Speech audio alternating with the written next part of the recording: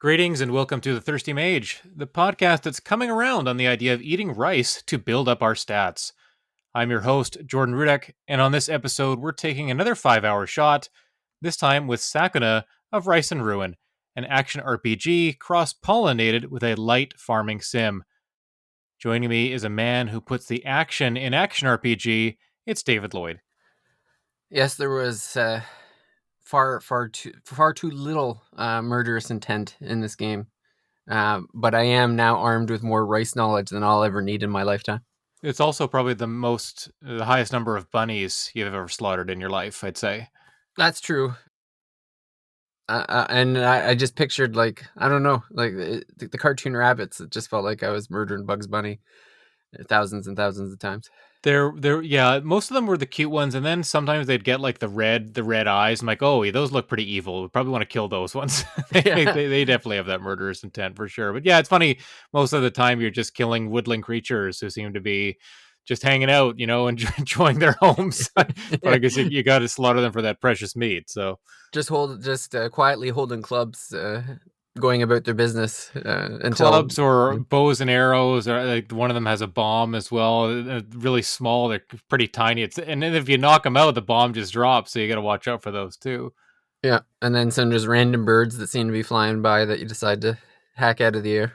I think the most satisfying thing with the birds or the rabbits is hitting them into the air and then smashing them at some of the bigger enemies. Like, because you can Yes. kind of hit them downwards into like the boar or the elk or moose or deer, whatever creature it is. Is one of them a bear as well? Like any of those kind of larger ones that take up more real estate, a little bit easier to hit with those animals turned projectiles. Yeah, the game definitely became easier once I figured out the mechanic of launching characters into other characters. Yeah, exactly. Yeah, you do a lot of damage. You can also open up like rocks or spikes. You can kind of take those out by launching the animals too. So it's a way to get, I guess, more resources as well. And then sometimes it's even related to some of the goals in the area. I think like you might accomplish an exploration goal by knocking enemies into things multiple times. So there is, I guess, you got to kind of watch for those side objectives you get when you go into each area. But yeah, so Sakuna of Rice and Ruin, that's the game we're covering this week. Dave and I have both put in 5 hours ready to deliver our, the eagerly awaited verdict on the game. This is a 2020 release. The developer is Edelweiss. David did a little bit of research into the developer's previous title. Dave, why don't you tell us what did you find out here? This was news to me. Yeah. I kind of looked it up. Like, we found this on the PS Plus. I never remember which package we're in. Extra, I guess it is. The I meat. think this is an extra game, but you and I might have premium. Because that has the classic games too. But this is Yeah. in the extra tier. Yeah. Yeah, so that's where we found it. I remember when this came out, I was actually planning on playing it and then just Yeah, me too. never did. So, but yeah, like you said, the developers, Edelweiss, they're an indie dev. They got a couple games on Steam. It looks like they make a game every 3 years, so we're actually probably due for one. But in 2017, they made kind of a traditional looking kind of Gundam shoot 'em up game, so it nothing that really was too relevant to this. But the game they made before this in 2014 was called Fairy Bloom Freesia, which at the outset just kind of seemed like a million games I've seen, and the only really thing that stood out for me was that it looked like the combat for Sakuna came directly from this game, because Yeah, it looks really similar. it Really looks similar. exactly like it. Like Yeah. almost everything about it, it was almost to the point where it's like, okay, so Sakuna is just like a reskin of this game, but then with the race mechanics in Yeah. They've between added the combat. added the farming element to Free Yeah, Bloom yeah. or Fairy So Bloom. it's, I should say. yeah, it was almost like they went back to the well of, okay, we had this game. I don't know. I'm assuming it probably didn't do well enough or whatever, or maybe even Marvelous, the publisher, saw it back in the day and said, "Hey, we like this, but what more can we do?" Or just something to that extent, because it really seems like they're building off an idea that they had in 2014. Yeah, I mean, Fairy Bloom came out. I mean, it's a 9 out of 10 on Steam, but it's only got 554 reviews, and for a game that's 10 years oldish, like that's not that many. So it's clear that not a lot of people play that. I think a lot of people did play Sakuna. I think that's a lot more well known of a title, but Yeah, yeah. Obviously, they were kind of riffing on the combat there and adding something else to it. The description, part of the description for Fairy Bloom mentions, kind of juggling and chaining combos, and you can see that in Sakuna as well, like kind of putting enemies into the air and smashing them down or smashing them in another direction to hit other enemies. So, yeah, probably just a similar type of combat, maybe iterating on it a little bit, and then trying to add maybe more of a story or more of a this simulation elemental around it. So we'll get into the overview here. So basically, Sakuna of Rice and Ruin, you have an overworld map. On that map, you visit nodes that have side-scrolling action segments. That's the action kind of RPG component. Here, you are harvesting materials. These can be foods, grains, rocks, wood, stuff like that, while also achieving exploration tasks. So before you go into an area, there's a list of 3 or 4 generally tasks related to that area. It might be get to the end of the area and then defeat kind of all the enemies that are there, or maybe a boss character. It might be that you have to acquire a certain number of materials, maybe 5 packs of salt or something like that, or two types of wood. And then once you do that, you kind of check off that box and it builds up your exploration percentage for that area, which I think contributes to an overall exploration score. And as your score goes up, you unlock more of these nodes, and then you're kind of rinse and repeating there, right? So you're Mm-hmm. unlocking new places to go, getting new materials, and then bringing those back to your homestead. On the homestead, the you have kind of this group of characters that you've come over with. You've kind of been banished from your home along with these characters. I guess these human characters tried to enter the realm of the gods, and so you, being a god or a demigod, are kind of sent off with them for kind of you burned up all these materials and kind of let the humans in. So you're kind of being punished. So you're sent to this island to kind of cultivate it. You arrive at this homestead that belonged to your parents, I think. So you're already kind of familiar with the area, or at the very least, it is part of your ancestry. And there, you're kind of like building up the homestead again, and you've got this plot of land where you're doing farming for rice, and the rice farming is kind of the other half of the game. In that component, you're doing kind of the farming tasks of sowing, planting, taking out weeds, making sure that the crops are watered. You can also pick up bugs and things around the rice paddy as well. When the rice is harvested, you're after you harvest it, you're hanging it to dry. You bring it in, you do the threshing, you do the milling. You can change it into brown rice or white rice, which will affect the whether you want to grow your stats more or whether you want the food that you eat or cook on a day-to-day basis to do more for you. I guess with the brown rice, I think that's the way that one goes. So yeah, that's kind of the loop. Is half of the game you spend outside collecting materials and advancing the exploration score, and the other half you spend doing the farming tasks of getting the rice ready. The stronger your rice yield, the more your stats grow. So you are incentivized to do a good job with all the farming tasks, because then your stats go up and you can do more exploration, and the combat side becomes easier as well. David, what did you think of kind of the gameplay loop? What parts did you like? What parts did you not like? What were your impressions there? So I mean, the story was pretty shallow. Like what Yeah, you said is basically what it is. Like you're playing as a god who also happens to be like a young girl, like a spoiled child to a certain extent, because you're kind of annoyed at the fact that these humans came into your home, did all the damage, and you're being punished along with them, with having to, be banished to this island to kind of work through, like, or basically you're restoring all the rice that the humans had accidentally burned when yeah, they exactly. Yeah, accidentally came into the realm of a god. So I mean so the story itself is pretty shallow. There's a lot of humor that involved though, because you have I was laughing at a few interactions between my character and the humans, because there's basically like she has resentment towards them for putting her in this position to begin with, having never really done any kind of labor. She's complaining all the time about having to be the one that explores and then having to be the one that does the farming, and so they're always kind of like this back and forth with the humans, and the humans are like a family, so you have the different dynamics, like there's the father figure and a mother figure, a brother and sister and a baby. So you kind of have a little dynamic from them all. So it's all, it's funny, but there's not much there per se. Like there's no character growth, Yeah, I or at feel least like not early on. the gameplay mechanics, kind of what you're doing, seems to be a lot more of the focus as opposed to a story or overall plot. Like it's kind of there as window dressing, maybe just to give you something to go by. But really, it's more about exploring this island, opening up the different nodes, and again, trying to have a better rice harvest. Or I mean, learning more about the whole kind of planting harvesting cycle, right? Like there are guides you acquire from that kind of character. I can't remember his name, the samurai looking guy, although he's not a very good swordsman, but Yeah, he's kind of becomes kind of the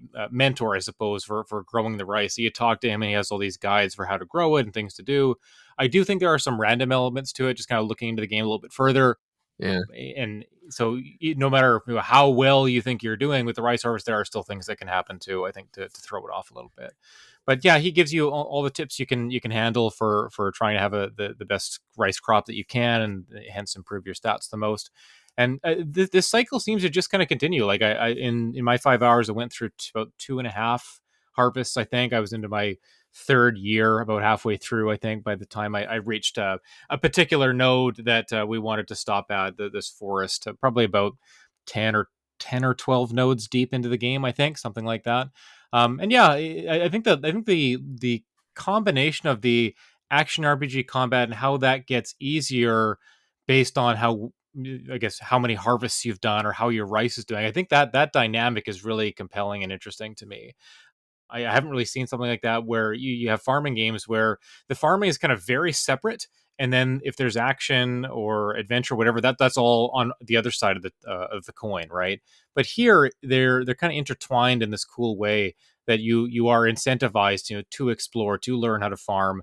It's not just about acquiring materials and improving your weapons or crafting new armor or something like that. Those components are here, but it really is about tending your field and making sure that's going well and not neglecting it. If you forget a couple of days, each season or each, yeah, so the 4 seasons, they each only have 3 days to them, right? So the seasons can go by pretty fast. I found myself exploring some of the nodes, and before I knew it, it would go from day to night, and you have to basically go home at nighttime because all the enemies get like super powered at night, and you can't really fight them. Maybe later on in the game when your stats are higher, you can, but at nighttime I was always going right back home. To me, the game feels, at least in the first 5 hours, feels more like a roguelite than anything else. Because you're like you said, in the first, and it's funny, like in the first kind of cycle, they don't really tell you anything about how to to do the rice. You're kind of just kind of thrown out to the wolves in certain respects, where it's like, well, I don't know how much water I'm supposed to put in here. I kind of gathered that you need to take the weeds out, so I was doing that. I could see that there was, you had to like carry the poop from the outhouse to the fertilizer den, and you kind of like goofed around in there. And then it was in the second cycle that you really, like, the game is really like, here's how to do it properly. Like, and I felt over the second one and into the third one, things really starting to kind of take off there, because like you said, the samurai or the bandit, which it's he's kind of a little bit of both, I guess.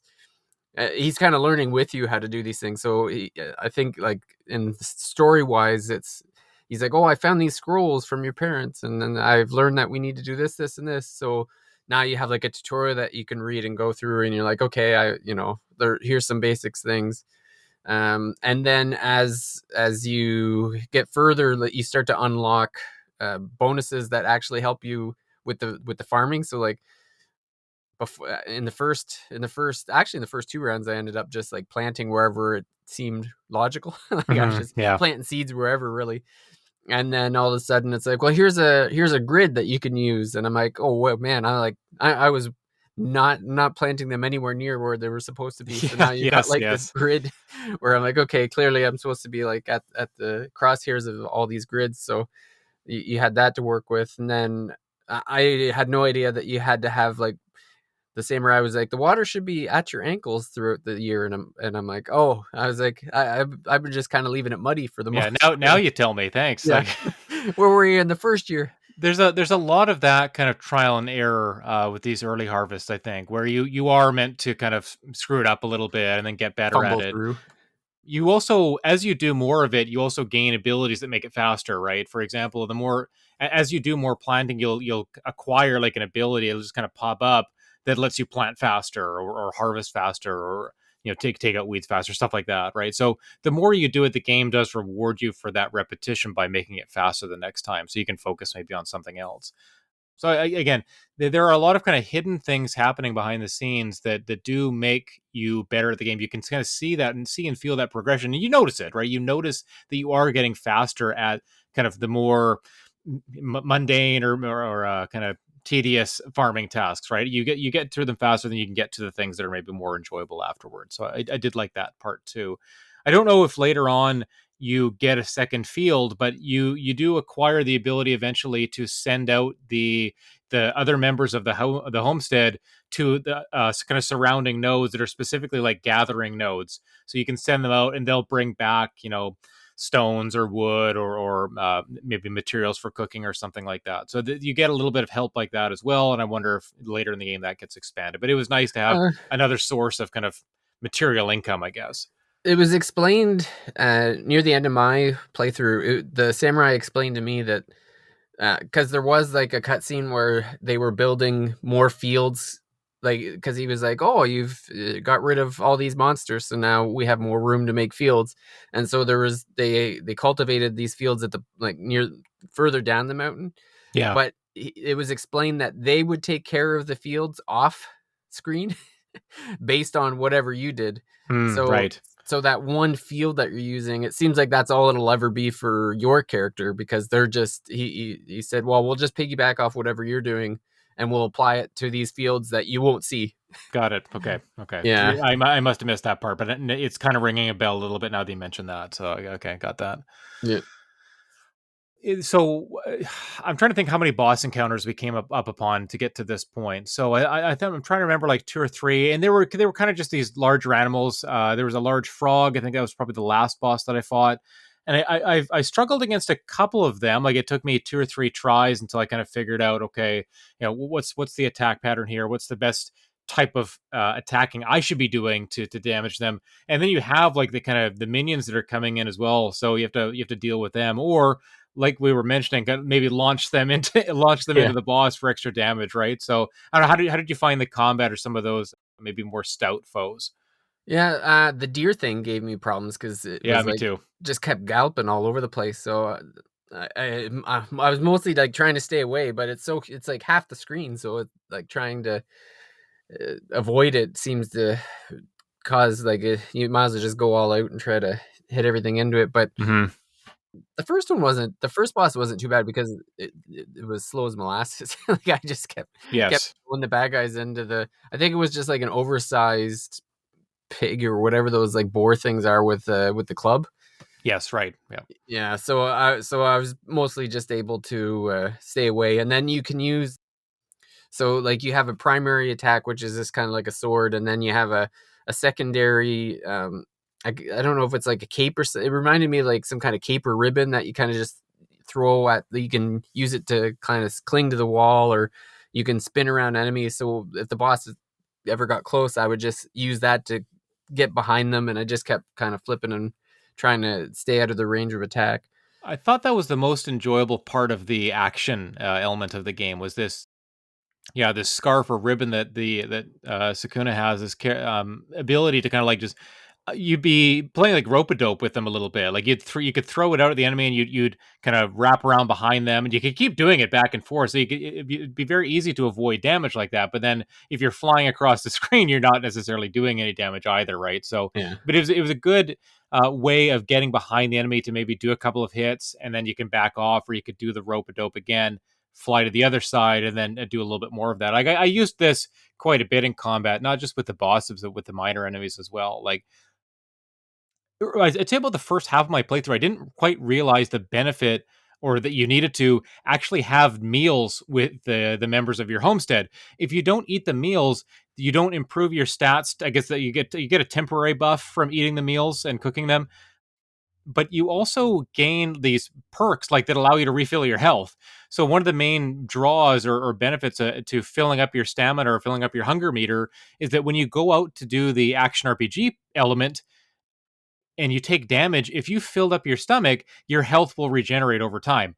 If your tummy is empty, then you won't have that benefit. So as soon as you run out of health, it'll send you back to the beginning of an area. All your progress, all the materials you've picked up, those will all be gone. Hmm. Although you'll get the time back. So if you start out in the afternoon, it'll come back to the afternoon. But you do want to go out after you've had a meal. So at the beginning of the day, after you've had a meal at night, then you go to sleep, you wake up and your stomach is full. That's the best time to go out because then you're going to have that HP regen. You can kind of stay out a little bit longer wherever you're exploring. And even if you take damage in combat, which is likely to happen, like it's not a game where at least for me, I don't know about you, David, but or is able to avoid a lot of damage. I'm constantly taking hits because there's a lot of small enemies that you're dealing with at any time. Yeah, well, I just throw caution to the wind in any action RPG I play in, and I just go all offense. So As we well know. Yeah. That's right. Yeah, yeah. go ahead. Well, there's and then on top of that, there was so I built a forge with like the brother character Yep. and upgraded. I think I upgraded. I don't know if it's a sword or not, but there was like my main attack, and then there's your heavy attack is a hoe. So I was able to make like copper versions of those two items, and then the the sister character I was able to make. I guess it's like a what do you call it? Like something to sew stuff, I guess, or whatever. Like there was Yeah, she's making like hats or outfits for you, right? Or I think she could even make masks and stuff too that had their yeah. own perks to them. And I put the first hat on, but it was so distracting that I was like, no, I'm good. I'm gonna take this off because it was too big for me. But yeah, like that's just like a kind of another more ways to boost your stats and raise your numbers and that sort of thing. One of the masks that you get early on, actually, mask or hat that you get early on has a perk of like letting you know if treasure's close by. So sometimes if there's like a hidden treasure that you have to, I mean, maybe scale a mountainous area a little bit more to get, it was, excuse me, it was nice to have that benefit. So it kind of pings you to let you know that you're close to a treasure chest. You maybe want to explore a little bit further. Yeah. Maybe outside of the screen area where you can actually see it. I guess that's one of one of the things that bothered me about the game is like you said, I think we were around 12, 13, some of the nodes around there. Mhm. I don't know if any of the nodes looked any different. Like there's no way you could be in a node and be like, "Oh, well, I'm in this area." Like they were all identical to me with there was like some small variety, but it was like cave, cave, cave, little redder cave, little oranger cave, cave, cave, cave. Like it got pretty repetitive in the you're just kind of running up some walls here or running up some walls there and oh, there's a door. That was like basically the only real variation to some of these areas. Yeah, I totally agree with you. I think the repetition early on, I mean, in terms of gameplay, but then also environments is something that drags the game a little bit. And it's one of those. It's going to be one of those things like, oh, okay, you only played 5 hours. It opens up after that, and ironically, the area that opens up after the one we stopped at, after this forest, I think it's like something Hidden Valley or something like that. It actually has like a water kind of area, so there's like fish jumping out of the water, and it does look a little. I don't think you're in a cave per se. I think you're in kind of an outdoor field with like ponds or lakes, or rivers, or something like that. So there's a little bit more variety upcoming. But yeah, the first section of the game where that we play, the first 5 or 6 hours or so, it is you're just kind of looking at the same caves, and they've got stalactites and rocks jutting out and wood to harvest and rocky kind of outcroppings to mine. Like it was also you could have told me the name of any place, I'd be like, it probably looks like this, and you wouldn't be wrong about that, right? Maybe Yeah. just a palette swap of the colors, the enemies appearing in a different spot. Maybe some of them end with a boss fight, others don't. But and there weren't too many boss fights, I should say. I think we probably only came across 3, maybe 4. But yeah, a lot of it just feels like a game that repetition is kind of built into it, as with all farming sims. They do kind of have that component to them. Well, and I think we played probably close to 20% of the game, just because like with the how long to beat, it's saying it's about 30 hours. That's the So sense I got too. Yeah. yeah. So I'm guessing there's probably, like I said, there'll be some variation the further you get in, but maybe 4 or 5 different at best, I would Yeah, think. 4 or 5 probably biomes or different areas to explore, major environment changes, I guess, but Yeah. I don't imagine the gameplay changing very much though, right? It's still gonna be, hordes of minions you take down, build up that exploration score, fight bosses on occasion, come back and do the farming. Like, I don't anticipate, like, a major twist in this game where, like, maybe you play a different character or something crazy like that, or that, your rice paddy burns down and you have to, go out and fix. I don't know.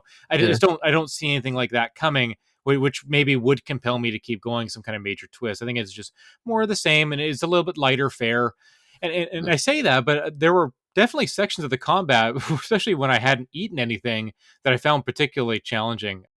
Not just boss fights, but just areas where I felt a little bit underpowered, and maybe I needed to wait till a new harvest had come in and my stats would go up, or I had to go back to the forge that you mentioned, and improve some of my weapons or something like that. I There are kind of odd difficulty spikes that you, rather than overcoming them with skill or endeavoring, you maybe just have to wait a little bit till you're stronger. Yeah, I did like that you were unlocking new abilities for combat as things are going on. Like I would use there's like a I don't know what how I describe it, like a home run smack with the hoe where if you hold the button in a certain way, you can like launch enemies from the side. It reminded me of like the home run bat from like Super Smash Brothers, where they just like go through the everyone on the screen. Yes, yes, I know the one you're talking about. Yeah. Yeah, and then there was like a spin move where whether you're going up or down, she would hold the hoe out and then do a spin, so you were like multiple attacks. I found those especially useful against the birds because usually they had this like pattern where they'd swoop down and then they would all kind of congregate in one spot and then they would swoop down again. So I usually just waited for them to when they congregated and then do the spin attack to kind of take them all out at once. And you had control over what button combinations were for what skills. So I thought that was pretty useful. Yeah, I found myself just kind of resorting to the same types of combos over and over again. I know you were, acquiring new skills and new ways of dealing damage, but I just felt so comfortable kind of like mashing It ain't broke, don't fix it, yeah, sort of. exactly. Yeah. Like I would just kind of go into like some of the smaller enemies, hit them up in the air, and kind of serve them up on a tee to smash them down. And I kind of just did the same thing, and I would keep doing that even to the larger enemies until I could get them in the air. Because once you get those more dangerous creatures up in the air and they can't be doing any damage to you, that was, just felt a little bit safer like that. So I would swing around when I needed to, but otherwise, yeah, it's just the same kind of like forward and up type of combo, almost like an uppercut type of thing, and then just do a few attacks in midair, and then either hit them straight down or hit them to the side if I had someone to knock them into. But it was fine. I don't mind games that are like that where you can just kind of succeed by doing the same thing over and over again. Even when I play a game like Ease 8 or Ease 9, I kind of resort to the same combos over and over again. I think it's fun because it works. I don't need to be like changing up the combat too much, even if you can and you unlock new abilities, that doesn't matter too much to me. But at the very least, this game does have those options for you if you want to mix it up, or and then you mentioned like the heavy and the light weapons. I thought I had the feeling the first weapon was like a scythe or something like that. Like Oh, kind of yeah, like yeah. it almost looked like a pickaxe sort of type Yes. of, and then yeah, the larger hoe that with the longer reach, a little bit more of a heavy attack. And Yeah. I got see one thing I thought was funny was I would change those weapons to different ones, but I didn't really notice the attack animation being much different. Like I felt like Oh, even if I put in like I a don't hammer or whatever, it looked the yeah. same. Yeah, it didn't feel any different. Like, I think it was one of those things where it was more behind the scenes numbers Yeah, yeah, were the exactly. There's bigger more difference as damage, but opposed yeah, I didn't really feel the difference per se. no, no, Yeah. yeah, I've kind of in the same boat there. But I mean, yes, you are rewarded for forging and for improving your equipment and stuff like that. You notice the enemies taking more damage, but it was kind of funny just to not see much in terms of visual feedback on that. But One of yeah, the other things that bothered me on the, action though is, sometimes you could not the way that you knock down an opponent, there was a delay before you like, if you hit them down and they were kind of, like, on their back, you couldn't attack them again until they stood back up. Oh, yes, that's right. They'd have, like, some iframes. It could be even, like, 2 or 3 seconds, like, not Yeah. even just frames, like, they would be they'd be kind of, like, darkened out, I think. They'd have a different color to them, and until they got upright, you couldn't do any damage to them, which was a little odd, for the type of game that this is. It'd be nice if there was at least some attacks you could do while they're on the ground. Well, and the heavy attacks had, like, a cooldown period, so I was finding, like, I would knock one down, then I would try to, like, do the baseball swing on them, and then I would miss because they're still in their cooldown period, but now I've just wasted my heavy attack, so now I gotta wait a second for it to refill, Yeah, and yeah, but and but you're in the left open meantime, he's there. already got up and he's smacking me around again, That's like, right, that's right. there's a few times like that where I'm like, "Ah, I wish there wasn't this, like, 2 to 3 seconds of invulnerability, like, I just Mhm. wanna knock them down and throw them around." I think without a doubt, like the combat could feel better. It does, and it is tough in a game like this where it's trying to do so much, right? Trying to have these two kind of major, very contrasting systems work together. It is hard to kind of do well with both of them. So there's that randomness factor to the rice harvesting and planting, but then on the combat side, you get some jank in some areas where like maybe it could feel a little smoother. The flow could be a little bit better for sure. Mhm. Oh, I lost my thought. I had something about the combat or gameplay side. We'll come back to it. Any other thoughts, like presentation wise? Look, I thought the game looked pretty nice, like on a PS5. I thought the HD graphics, the colors and everything like that were a lot of like in the cave areas, a lot of greens and browns and things like that. But the farmstead, kind of the changing of the seasons, the changing of the time of day, like that was all kind of nice to see. Yeah, like, the 3D area in the farming sections I thought was the prettiest, like, the kinda walking around and looking at the farm and, the characters, talking to people and, scooping out the poop. It Yeah, was that's right. like, it yeah, like, I thought the graphics looked top notch, so it looked nice there. It reminded me a little bit of Toriyama's kinda art style, a little bit, Yeah, not it was quite there, funny, I but was trying to put my finger on it, it's like, it feels familiar, yeah, yeah, but that's I think they were riffing on something like that, like, I got a little bit of, like, the Dragon Quest kind of vibe there, the 3D Dragon Quest kinda games look to it. yeah, that would make sense. I remember I was gonna say, something I did like about the exploration segments was there were a lot of kind of parts of the environment that were kind of movable or that would or destructible, I guess. Like if you remember those segments with the mushrooms that kind of go bouncy, like bounce back and forth, and you hit the enemies into the mushrooms and they go flying. I always had to laugh at that. If I hit a bunch of enemies into the mushrooms, they'd kind of make the boing boing boing type of Oh, sound yeah. effect, and then they would go flying or I would go flying, and we may or may not take damage. I liked how parts of the environment were you kind of had to pay attention to, where you were fighting as much as who you were fighting. Much more slapstick humor in this game than I was expecting. Yeah, yeah, me too.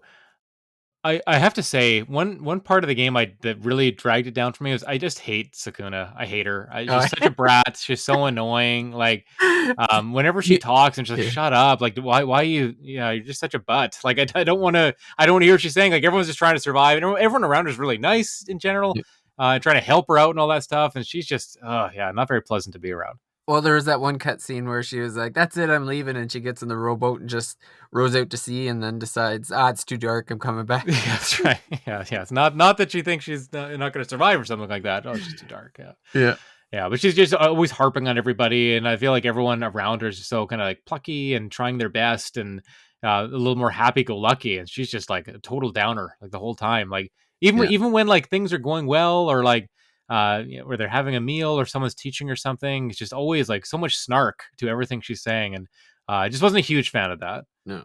Oh, and there was one of the so there at the end of the day, I was you have dinner with them, and so then I like, the first few I was reading, but there's, like, conversations that are happening during Yeah. dinner, so you're, like, reading the thought bubbles while they talk and stuff, and eventually, I started to get to the point where I'm like, "I just wanna get further into this game I'm in my last few hours here." And, one of the dinners, I guess somebody said something that offended her, so she just Mhm. walked out, Oh, that's funny. I don't and remember. I didn't everybody's remember like, "Oh, that. I guess she was offended." Yeah, that's good. I that may have happened to me. I just don't remember, but that's a funny moment. And Yeah. yeah, the and obviously none of this is voiced, right? That those are there's some like kind of a little bit of talking sound effects, but there's no actual voice work going on there. I don't remember much voice work at all in the game. Maybe a little bit with the kind of introduction scenes with the story, but yeah, Yeah, I feel like I remember, like I because I her voice seemed familiar to me. yeah, I think it is. I think she does talk a little bit, but and then maybe some of the side characters as well, but not majority of the game not being voiced. I would say. No, no, it's mostly cutscenes. Like there was one, I think the one I remember most was when they were tilling these other farms, and she was getting upset at the manual labor, and everyone around her was like, "We're all trying to work hard here." And then Yes. the samurai was like, had them singing a song to Yeah, take their yeah. minds off God, stuff. that song went on forever, didn't it? Like, I Oh, I like know, and I couldn't believe how eventually long just this was. I'm like, is I this a skipped the joke? Like, cutscene because I thought it was like the game's it's just never going to end. Like yeah, this I isn't think going you to are. end. I feel like you're meant to skip it. Like, Yeah, I know you have that ability, but I'm just like, is there going to be an end to this and then like some kind of payoff at the end? They're all going to celebrate and be happy. Nope, you just gotta. I don't know. I don't even know how long you'd have to wait to see the end of it. But too long, too yeah, long. yeah, yeah, Yeah. yeah, yeah. Any kind of final thoughts about this one? If we're expecting this developer to maybe come out with another game this year or next, maybe it got delayed because of COVID. What would you want to see? Like how could they improve on this? What could the next one look like if it borrowed some stuff from Sakuna? Man, I don't know. Like the combat was neat enough. You almost wonder if the devs should just take the combat and make a Metroidvania out of it or something. Yeah, maybe. Yeah, put it into something else entirely, as opposed to one where like the other half of the game is very slow and methodical and not super related to what you're doing in the exploration parts. Yeah, like the farming seemed fine, but it I don't know. Like I said, it just seemed more like a roguelite to me, where each cycle just felt the same. So it's like it got repetitive pretty quickly. Hmm. So you wonder if they created made a Metroidvania out of the action part, because like they already kind of had, with the caverns, a lot of the nodes were kind of like mini maps almost to a Yeah, certain yeah. extent, where it's like, well, you could probably turn this into something bigger, and maybe more variations and stuff. Hmm. I mean, at the same time, someone could argue, be like, well, there's a million Metroidvanias. Do we really need another one? Yeah, it's true, so especially I'm today. like, yeah, I guess you have a point there, but I I don't. don't know, I think or that makes focus sense. I more think on the rice part, or like maybe more farming, like focus less on. I don't know. so. It's such it's Maybe weird. picking one or the other. Like Yeah, I do appreciate this combination. I think it is an interesting one. It's unique. I don't know that it fully worked out well because then you're trying to do the action parts and you're waiting for this harvest to happen, and until it does, you might not be strong enough to progress. And that waiting, I think, it can be frustrating because you don't know, is it you? Is it that you need more materials to make your equipment better, or do you have to wait for that harvest to come in, which bumps all your stats up significantly? So a little bit maybe more of a better loop there or tighter loop between those two things happening. Maybe if like the yeah. farming, like actually like planting and things like that and watering, if those could also build up your stats somehow, you weren't just waiting for the rice to come in. I'll pitch the other side then, where they you just take the farming and maybe iterate on that such that maybe you're actually selling it to customers. Like you have your own stand, and maybe you start with a roadside stand, and then you like start, maybe you get to a point where you're shipping it to stores. So maybe a little jump ahead to like a more modern period where you're doing that kind of simulation farming stuff, a la Story of Seasons, Harvest Moon, that kind of thing. But then also maybe setting up a storefront, a la something like Moonlighter. The upcoming Mineko's Night Market is doing something like this.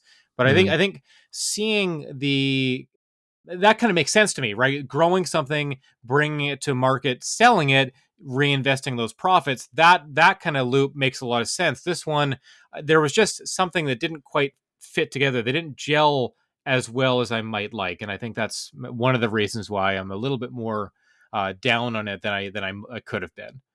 yeah. It's funny that you mentioned Moonlighter, because that feels like a similar vein of an experience. Yeah, just a top down, more Zelda like type game, but yeah, similarity, similar for Yeah, sure. like you're going off to do the action part, and then you're coming back to do like there's no farming, like you're just doing the selling But part, you're and doing something with those materials that you acquire. yeah, The same thing is happening in Sakuna, right? yeah, Yeah. exactly. So 5 hours in, are you? Do you ever think you'll open this again, or is it already deleted off your PS5? No, it's not deleted and it's not 0%. Like there is a possibility that I would open this up. If someone said to me, "Oh, Jordan, like the platinum's really easy," and I'm like, "Oh, okay, well, I've already got like 10 trophies. Like maybe let's go and get the rest of them." Or yeah, sometimes I get in a mood where I just want to do some trophy hunting. If not a lot of other games that are drawing my attention. I'll just go back to something familiar. And it's something that's this is it's in some aspects it is kind of brain dead. Like there isn't a lot of heavy duty thinking that goes into this. The action combat. Again, the way I was doing it, I'm kind of just mashing with a little bit of kind of jumping around, and then the farming, like again, because you're getting better at it and faster at it every time. It's maybe not as monotonous as the game goes on. So. Yeah, I mean, I'm not planning to continue right away, but I'm not deleting this and throwing away the key like Lost Sphere or something like that. This is one where it'll stay on my PlayStation, and I may come back to it at some point in the next year or so. Yeah, I enjoyed my time with it, but I don't ever expect to play it again.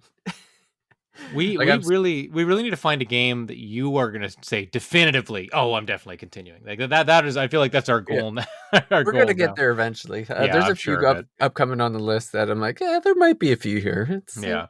I've frankly, so just looking ahead a little bit, Fantasy Star 4 is one of the games on our list. I would be surprised if one or both of us didn't end up continuing with that plus the after the 5 hours, because I've heard really good things about it. It's right up our turn-based Final Fantasy wheelhouse. So uh Fantasy Star 4 could definitely be. I enjoyed the first one. I don't know that I'll ever have time to play 2 and 3, but it sounds like if you're gonna skip them, you just go straight to 4 because that's the best one, a la FF6 kind of. yeah. A couple of the other ones look like Death Stranding and Outer Wilds are both seem like ones that I could probably get into longer than 5 hours as well. Yeah, I've heard really good things about Outer Wilds. Death Stranding, just I'm almost scared by Death Stranding, thinking about like how big it is, or It's going to be an it's a Kojima game, extreme. right? Like it's gonna be crazy. I So think it's going to be an extreme feeling one way or another. I think we're either yeah, going to be like, "Oh, I want to finish this," or "This was the biggest piece of garbage I've ever played." yeah, I don't. Yeah, it's gonna be 0 or 100, maybe. Like you have to, Yeah. really want to see it through, or you just have absolutely zero interest. That's good. Hopefully, we're on opposite sides of the fence. It's nice when we can kind of to disagree or have a different point of view coming into these. We've only, I feel like, been kind of slightly differing so far, but yeah. But yeah, that's our latest 5 hour kind of experiment, trying out a game, our 5 hour trial, Sakuna of Rice and Ruin. It is on Switch. It is available in a few different places. If you are a PS Plus Extra or Premium member, it is free to download. You can go and try it out yourself right there. I think it is a game that does go on sale somewhat regularly. Marvelous titles generally do. I see their Story of Seasons games going on sale quite regularly. So yeah, you can probably grab this one discount if what we've been describing sounds appealing to you. And yeah, again, I want to give the game credit for kind of putting two things together that in a unique way, right? We have seen games that have a little bit of combat to them, even if they focus on farming. This does feel much more like a 50-50 split. And then to see how the farming affects your stats and your progression it is admirable. It is a I'm glad that they attempted it, even though if it didn't quite land for the two of us. I know some people have enjoyed this game. I think that'll do us for this week. Again, we've got episodes upcoming. We're going to have another Baldur's Gate episode soon. I'm going to be able to share my impressions about 10 hours in. So looking forward to talking to everybody out there about Baldur's Gate 3. I don't know if we're going to be doing Starfield just yet. David might be able to share some impressions of Starfield at some point Yeah. in the near future. David, When do you want to? Baldur's Gate finally ends. Yes, I know. Yeah. I enjoy What do you, it, but it's going on forever. 75 plus hours already? Something like that. Is that Oh, right? it's got well, it's the my save file does not match my hours played because Sure. I pooched so many things that I had to go back and fix. So I'm Yeah, like yeah. I'm in the high 60s, but I gotta be close to 80 in actual hours. Oh my gosh. Yeah, I don't know. I feel like I'll drop off before that point. I don't. It feels like a game I might not finish, but I am eager to share my impressions. 'Cause I think it's one of those games where you have so many different stories to tell, and just going through your Yeah, stories and how you solved a problem being so much different from how someone else did. That's going to be great, great to discuss. Just going off our 5 hour trial list, just some other games we mentioned: Death Stranding, Outer Wilds, Fantasy Star 4. Those are all kind of in the works. We're planning to get to those soon. I've added Cassette Beasts, or Paige might have mentioned that one. I think it's a Pokemon like game. And then a kind of a walking simulator type game, What Remains of Edith Finch. I want to get into that at some point too. I think some of these games are also on PS Extra. Outer Wilds, I believe, is. Death Stranding for sure is. I yeah. think What Remains of Edith Finch is as well. I So think some of these are on Game Pass too. So one yeah, way or yeah, another. exactly. There you go. Yeah. Yeah, so that'll do us for this week. So thanks everybody for listening. Let us know what you thought about Sakuna. If you've played the game, if you get into it, share your thoughts with us down the line. You can reach out to David by email, david@thirstymage.com. You can join our Discord server. Lots of good chats happening there for individual games too. And yeah, we'll talk to you again soon. Bye, everybody. Bye.